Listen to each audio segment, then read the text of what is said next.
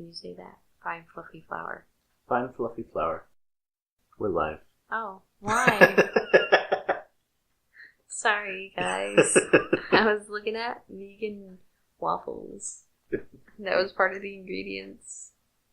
Hey, welcome to Let's Make Miracles. I'm Alex, and I'm Jen. we're working through the Course in Miracles over the course of an entire year. Yeah. Alright. So, lesson 14. God did not create a meaningless world. Thoughts first, or Thoughts readings? first. Thoughts first. Okay. You like to say divine did not create a meaningless world. Yes.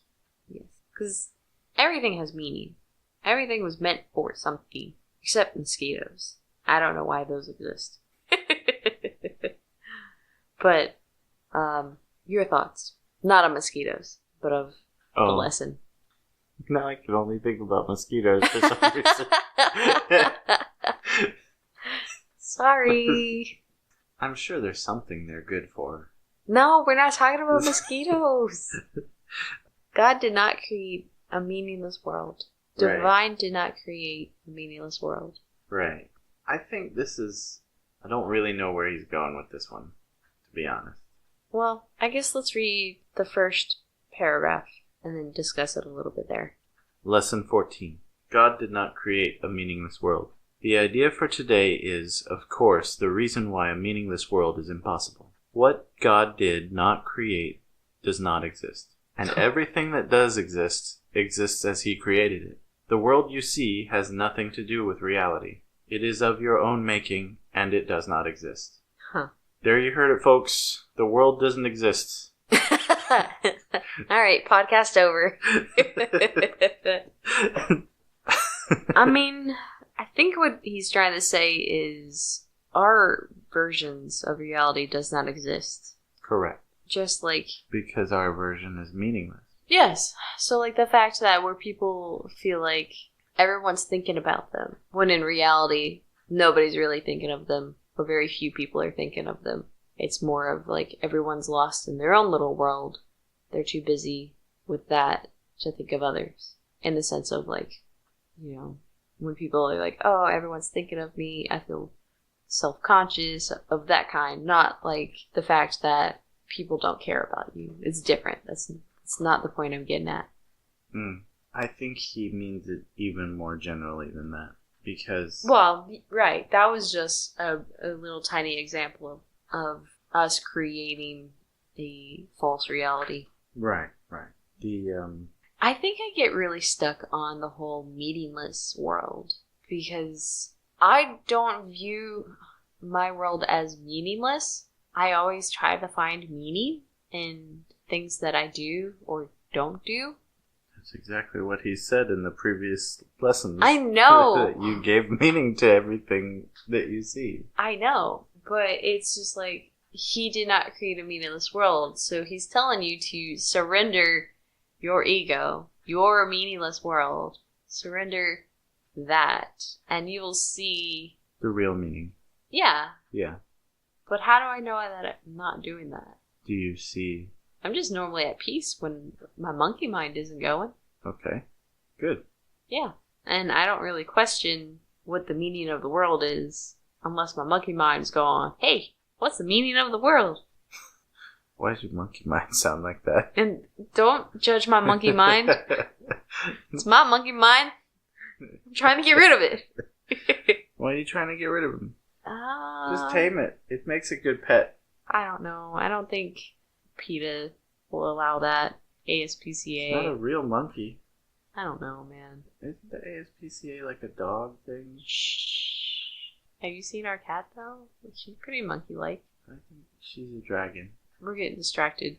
We're distracted by a meaningless world. By meaningless things. Yeah. If you tell her that she's meaningless, she'll be mad at you. No, she won't. Hey! She's not even listening to you. Nope.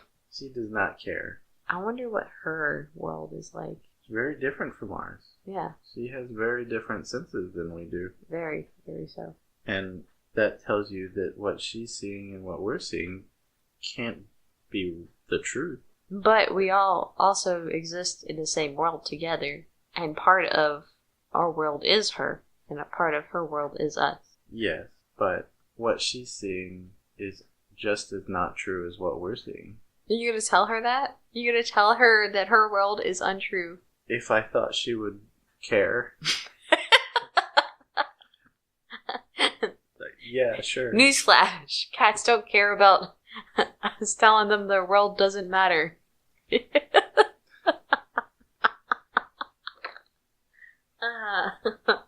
That's not a newsflash. That's been around a while. Wow, this one really gets away from you. Will you read the lesson for us, please? Do you want me to start at the beginning again, or? No, just continue. The exercises for today are to be practiced with eyes closed throughout. The mind-searching period should be short, a minute at most. Do not have more than 3 practice periods with today's idea unless you find them comfortable. If you do, it will be because you really understand what they are for. The idea for today is another step in learning to let go of the thoughts that you have written on the world and see the Word of God in their place. The early steps in this exchange, which can truly be called salvation, can be quite difficult and even quite painful. Some of them will lead you directly into fear. You will not be left there. You will go far beyond it. Our direction is towards perfect safety and perfect peace. With eyes closed, think of all the horrors in the world that cross your mind. Name each one as it occurs to you, and then deny its reality. God did not create it, and so it is not real. Say, for example, God did not create that war, and so it is not real. God did not create that airplane crash, and so it is not real. God did not create that disaster, specify, and so it is not real. Suitable subjects for the application of today's idea also include anything you are afraid might happen to you, or to anyone about whom you are concerned. In each case, name the disaster quite specifically. Do not use general terms. For example, do not say, God did not create illness, but God did not create cancer or heart attacks or whatever may arouse fear in you. This is your personal repertory of horrors at which you are looking. These things are part of the world you see. Some of them are shared illusions, and others are part of your personal hell. It does not matter. What God did not create can only be in your own mind apart from His. Therefore, it has no meaning. In recognition of this fact, conclude the practice periods by repeating today's idea. God did not create a meaningless world. The idea for today can, of course, be applied to anything that disturbs you during the day. Aside from the practice periods, be very specific in applying it. Say, God did not create a meaningless world. He did not create. Specify the situation which is disturbing you, and so it is not real. I feel like this ties in a lot with some people who are agnostic or atheists, and they're like, why did God create famines? And why did God create such and such? I feel like this is a helpful way to go about, I don't know.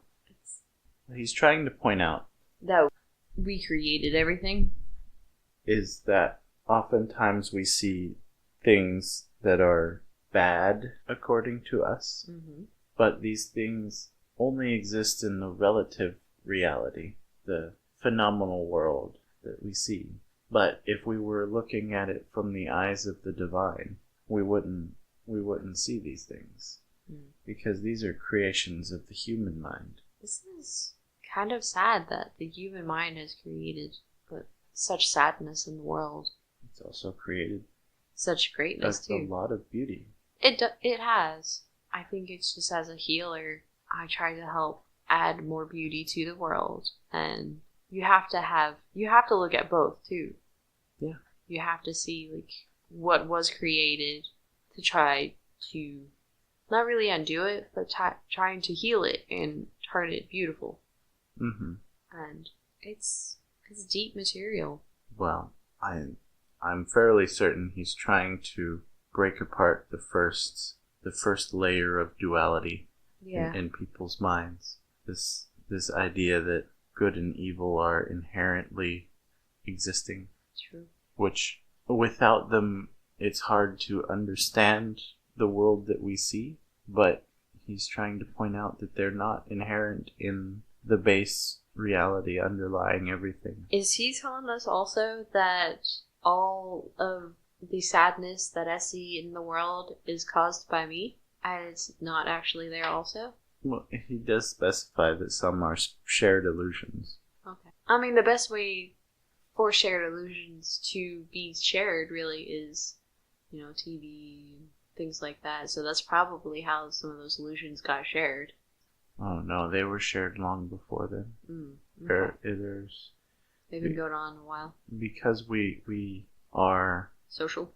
Very, very, very social. But not only that, we're all connected at the deepest level. Mm-hmm. And we're all trying to pretend that we're not.